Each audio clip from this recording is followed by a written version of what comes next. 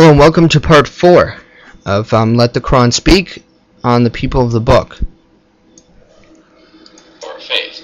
And so the friendship that we have can be genuine and natural, arising out of the real situations in which we live. Do you think this is in keeping with the message of the Quran?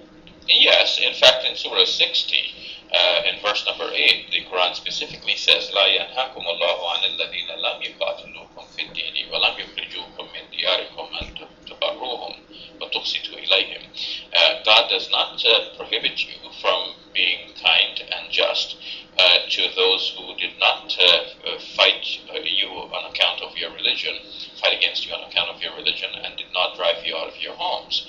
So you can see the contrast. The people with whom the Muslims were allowed to have some difference were the people who had actually combined with others to fight against the Muslims at the time.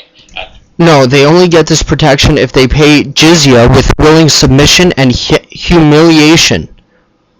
As Abu Hurairah said in you'll read this in the interpretation of 9 verse 29 of the Quran, to fight them until they feel themselves subdued, and then humiliate them so that life will be so terrible and horrible for them that they'll want to either convert or keep paying Muslims.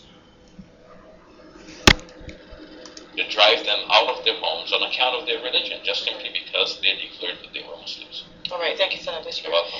Take a break on a return, Islam and asceticism. Here's another thing too. We noticed that Muhammad started fighting against those, as he was saying on a final note, fighting against the Christians and the Jews for not accepting him. And we see that he's saying, well, this was in early Islamic history and it doesn't count no more. Suddenly the Quran has become an obsolete book, according to his words, not mine. So now we see, that because people rejected Muhammad as a prophet, then he ordered them to be fought against. We don't see this behavior in any other of the prophets of the Bible, that many of them were rejected, but they gave them a stern warning. They never fought them.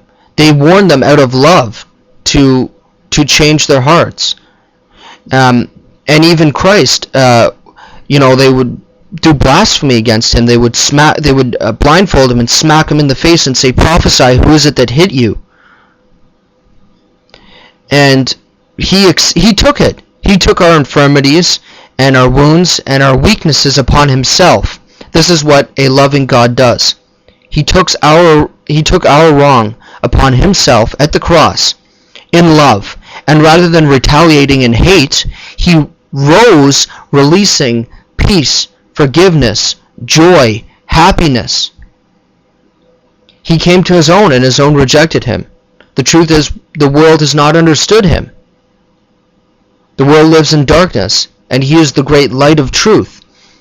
And so, to those watching this, who are Muslim, start judging the Quran to the same standards you hold to the Bible. Start looking at it and really analyzing it and asking yourself, marrying 4 wives, is this from God? How come Muhammad didn't even follow he was a hypocrite and didn't even follow his own book he came to teach, because he had 13 wives? How come he married a little girl? Is that alright? Jesus said, if any of you harms these little ones who believes in me, it would be better for him to have a milestone tied around his neck and tossed in the ocean. In other words, Jesus is saying it'd be better if they were never even born if they're going to harm children. And I agree with Jesus. It would be better if Muhammad wasn't even born, looking at what he's done to the earth.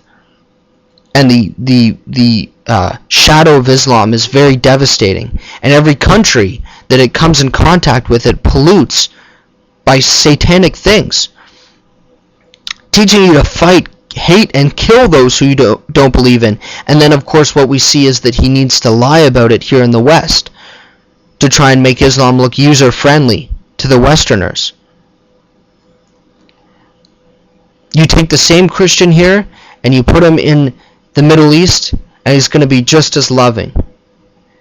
You take a Muslim from here and bring him in the context around other Muslims, and they will stone somebody for professing that Christ is Lord because they've been ordered by their God to, and this is Satan trying to steer people away. You know, the Bible prophesies that there will come a time when people will kill you thinking they are serving God. So please think hardly about what I say. And remember, I'm not against Muslims. I don't hate them. I would love to see you to seek the truth and live by truth.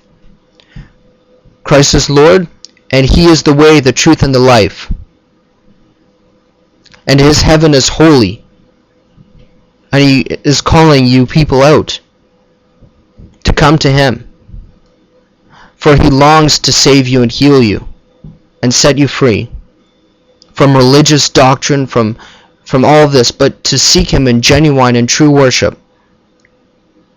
So it's my prayer that you continue seeking and questioning, because that's how you find the truth. The Quran in 5:101 and 102 says not to question, because Muhammad was wrong and he had no truthful answers and he couldn't authenticate his message. This is why he tried to kill himself many times. After his uncle Waraqah died, he wanted to kill himself because he was the one that was giving him the Quran revelations. You need to start looking into these things. Don't just accept what people say, but question everything. Use your mind and your brain, and let truth guide you, not feelings.